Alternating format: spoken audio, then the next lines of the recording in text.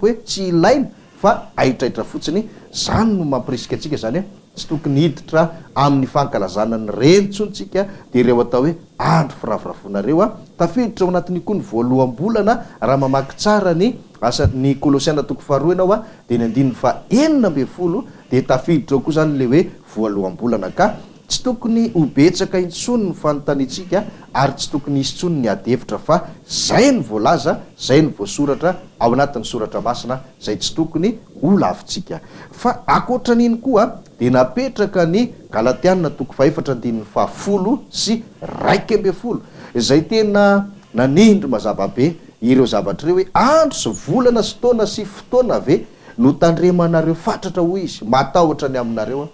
zany hoe nahita mpianatra zany ny apôstôly Paoly tena nitandrina an'ireo zavatra reo tena nanaraka an'ireo zavatra reo noho ny familiana fampianarana nataon'ny olona sasany tsy Paoly nampianatra zany zay aloha ny zavatra tsorina tsy Paoly mihitsy zany nampianatra le hoe tokony hanao pasika tokony hanao voalohambolana tokony hanao anty tokony hanao anty fa olona hafa zany nampianatra andreo de nanaraka le olona tany Galatia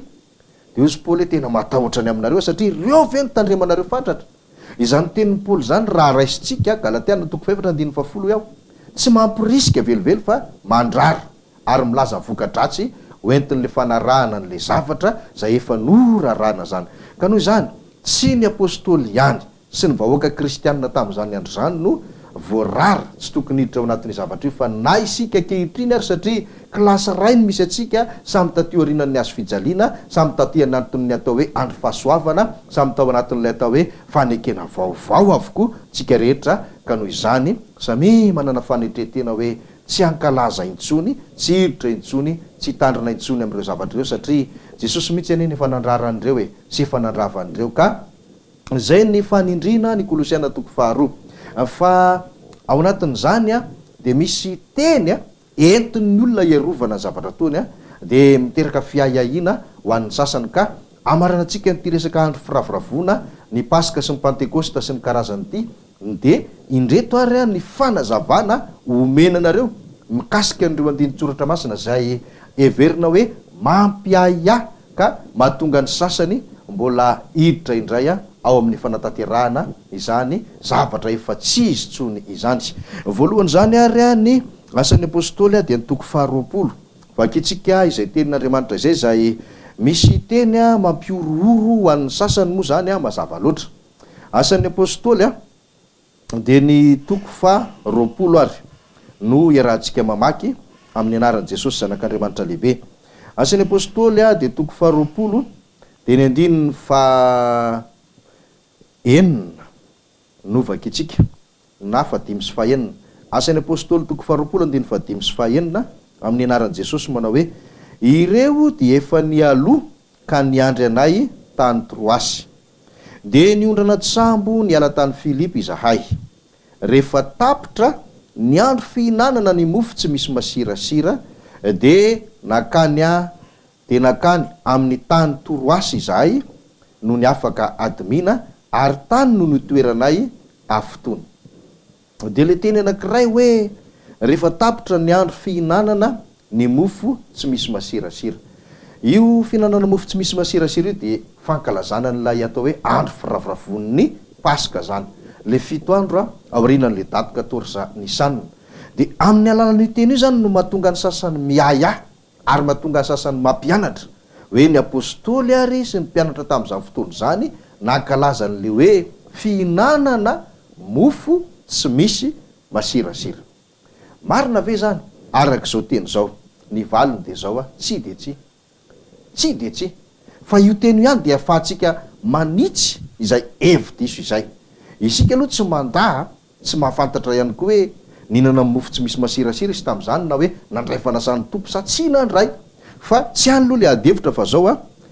le vanim-potoana zany raha voasoratra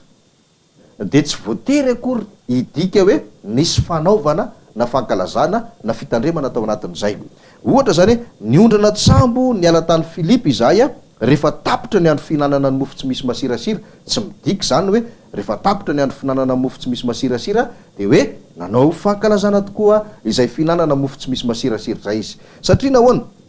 toizatsika ary hoe de nakany amin'ny tany Troasy izay no ny afaka adimina de inona indray ary le adimina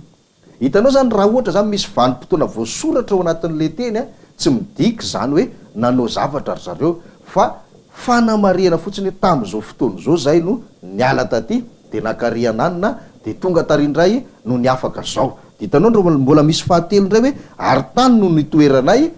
fotoana zany hoe 7 andro indray. Ka hitanao zany hoe raha milaza izy hoe fihinanana mofo tsy misy masirasira vanim-potoana 7 andro iny hitantarana hoe tam'izao fotoana zao. De tahaka zany koa no ny afaka adimina vanim-potoana 5 andro indray. De mitondray no ny afaka nitoetra tany indray zany a nandritra ny fotoana 7 andro.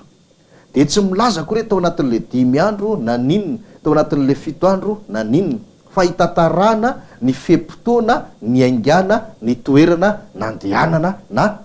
nijanonana. Zay zany midikan'io fa tsy midika mihitsy hoe nankalaza lay fihinanana mofo tsy misy masirasira ry zareo. Zay no ka ho fantatsika zany. De ankoatran'izay koa moa zany a dia misy ihany koa eo ambany eo amin'ny amin'ny asan'ny apôstôly toko 20 ihany a fa ino zany de mazava be a.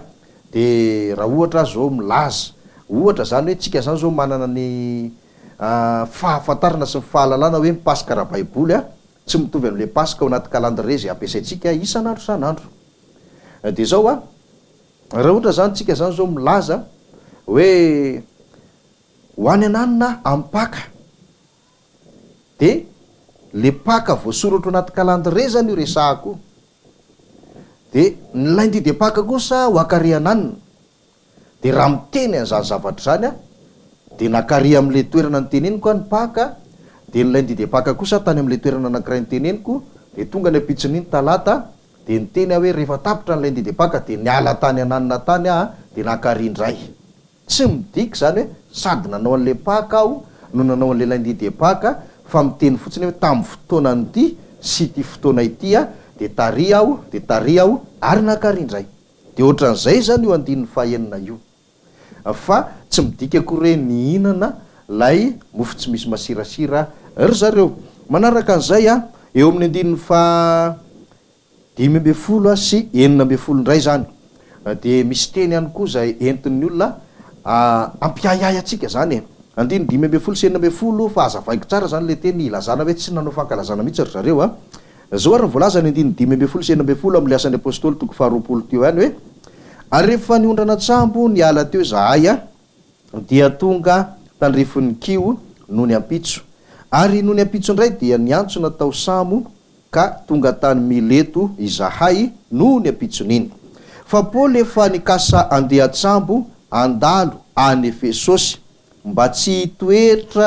hitoerany ela any Azia, fa maiky izy raha azony atao amonjy ny andro Pentekosta any Jerosalema. De io koa zany le hoe nakary Paoly de ny teny farany raisitsika moa zany de hoe nikasa andeha tsambo ho any Efesosy mba tsy hitoetra ela any Azia, satria nahoana raha azony atao izy de amonjy ny andro Pentekosta any Jerosalema. De eo koa zany malasa saina be sy ny maro satria ampianarin'ny olona zavatra mampiorooro. Hitanao fa Paoly ary hankalaza Pentekosta io maika mihitsy izy ho any Jerosalema, ary any Jerosalema tokoa ny fankalazana Pentekosta. Ka inona moa mahatonga atsika tsy hankalaza Pentekosta? Satria Paoly io nankalaza andeha ho any Jerosalema izy. De raisy tsara le programa zany nisy tany be deaibe voatanisa teo de sady tsy fantatsika moa no angamba tsy de ilaina hoe iza daholo zany fa raisina fotsiny zany le hoe andalo any Efesosy de tsy te hitoetra ela any am'le Azia, ka tsy any Efesosy ihany le Azia fa be deaibe, fa tsy te hitoetra ela any Azia izy, kontinanta zany le Azia, fa iverina ho any maika de maika amonjy ny andro Pentekosta any Jerosalema. Inona moa dika le hoe amonjy ny andro Pentekosta any Jerosalema? Ndondray ary aka ohatra iverina am'le ohatra anankiray ndraisiko teo hoe nanana programa be deaibe zany ohatra ataontsika talohan'le Pentekosta mihitsy, le voasoratra anatin'ny baiboly ao anatin'ny calendrier azafady. De any amin'ny faritany zany mandritra ny 3 volana ohatra, de tapitra ny 3 volana de tena alomba hiakatra ny Antananarivo amin'io Pentekote io. zay fotsiny ny teniko zany de faniriko mihitsy zany mba tena tonga alohan'ny Pentecote any ihany fa tsy tiako raha taran'io Pentecote io no ho tonga any Antananarivo. Tsy midika zay teniko zay hoe ankalazan'le Pentecote no alehako aty Antananarivo fa noho ny zavatra rehetrarehetra ho ataoko, noho ny programako, noho ny fandaminana rehetra eo amiko, de faniriko no tonga alohan'ny Pentecoste any Antananarivo. Fa tsy hoe ankalaza Pentecote no mamaika ahy am'izay fotoana izay. De am'izay fotoana izay nefa raha tratrako le izy mahafinaritra anazy satria vitako ara-potoana zavatra rehetra. Taraiky ny Pentecoste ndray aho vao tonga de tsy midika zany zavatra zany hoe inona na inona.